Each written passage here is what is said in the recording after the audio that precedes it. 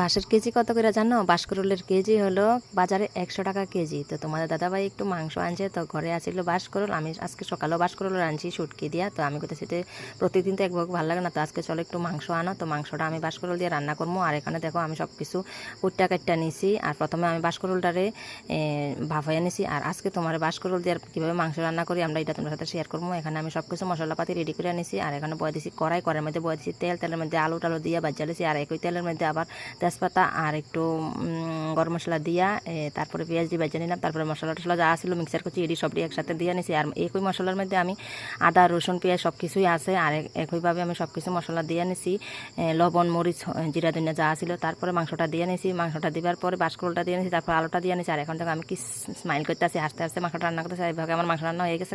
এখন গরম মশলা দিয়ে নামে এসেছি। আর কষের না মাংস হয়েছে, অঙ্কুশের বাবুরে দিলাম। ও তার কাছে কি টেস্ট হয়েছে। তো আজকে ভিডিওটা এখানে শেষ করছি। ভালো লাগলে আমার পাশে